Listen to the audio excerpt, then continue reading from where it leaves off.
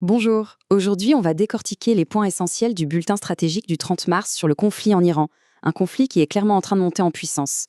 On va regarder ça sous trois angles, le côté diplomatique, l'économie et bien sûr le militaire, en se basant uniquement sur ce que rapporte cette source. Alors, la question qui est posée d'entrée de jeu, c'est celle-ci. Est-ce qu'on assiste à de vrais pourparlers de paix ou bien est-ce que tout ça, c'est juste un prélude à une invasion? C'est vraiment le cœur du problème, cette tension entre les deux, qui va nous guider tout au long de cette analyse.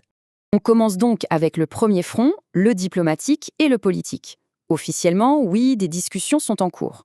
Mais ce que suggère la source, c'est que ce qui se passe en coulisses pourrait être une toute autre histoire. Concrètement, des négociations pour un cessez-le-feu ont lieu au Pakistan.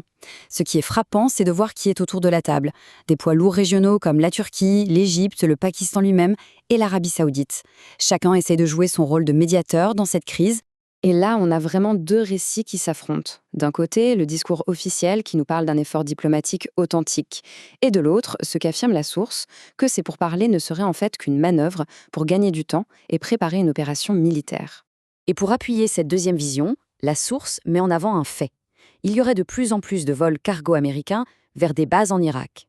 L'interprétation qui en est faite, c'est qu'il s'agirait d'armer des groupes locaux pour déclencher une insurrection et donc déstabiliser l'Iran de l'intérieur.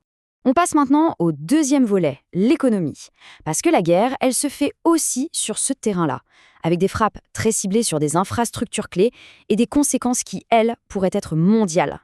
D'après ce bulletin, la riposte iranienne est très chirurgicale, elle vise des cibles économiques stratégiques. On parle par exemple d'usines d'aluminium à Bahreïn et aux Émirats arabes unis, qui est quand même le plus gros producteur de toute la région. On ajoute à ça des zones industrielles entières et des champs pétroliers. C'est clairement une logique du un coup pour un coup, mais sur le terrain économique.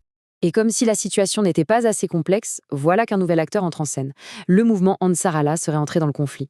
Et sa menace, c'est de bloquer la mer Rouge. Ça change complètement la donne pour le commerce international. Pour bien saisir l'enjeu, il faut comprendre ce qu'est le détroit de Bab el-Mandeb. C'est un véritable goulot d'étranglement pour le transport maritime. Si on le bloque, tous les navires, les porte-containers, les pétroliers sont obligés de faire un détour monumental par l'Afrique. On parle de jours, voire de semaines de trajet en plus et de coûts qui explosent. D'ailleurs, la source insiste vraiment là-dessus, avec une citation assez forte. Les conséquences ne se compteront pas sur les jours, les semaines ou les mois qui suivront, mais sur les années à venir. Autrement dit, les dégâts économiques qu'on voit aujourd'hui pourraient avoir des répercussions pendant très, très longtemps. On en arrive au troisième et dernier point, le terrain militaire pur et dur. Et là, le constat du bulletin est sans appel. Les affrontements s'intensifient, et ce sur plusieurs fronts en même temps. Pour donner une idée de cette intensité, la source avance un chiffre. Entre 30 et 40 missiles seraient tirés chaque jour par l'Iran en direction d'Israël. C'est un rythme énorme, un bombardement quasi continu qui montre bien la violence des combats. Un des événements qui ressort vraiment, c'est une attaque rapportée contre une très grosse installation américaine dans la région, la base aérienne Prince Sultan. S'attaquer directement à une base américaine, c'est franchir un cap dans l'escalade. Mais l'information la plus spectaculaire du bulletin, c'est sans doute celle-ci. Un AWACS, un avion radar absolument crucial pour la coordination aérienne, aurait été coupé en deux au sol lors de cette frappe. Si c'est vrai, la perte est immense, à la fois sur le plan symbolique et stratégique. Et les conséquences de cette seule attaque, selon l'analyse, seraient énormes. La perte de la WAS, ça veut dire une capacité de détection radar très affaiblie.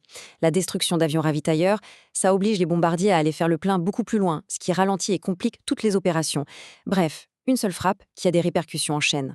Le bulletin revient aussi sur une frappe qui a fait polémique, celle sur l'université d'Ispahan.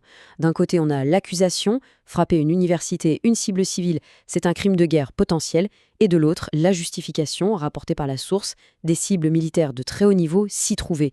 Ça illustre bien toute la complexité et l'ambiguïté de ce conflit.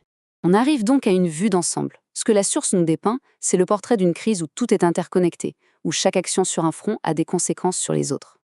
En résumé, ce qu'on voit, c'est une escalade généralisée.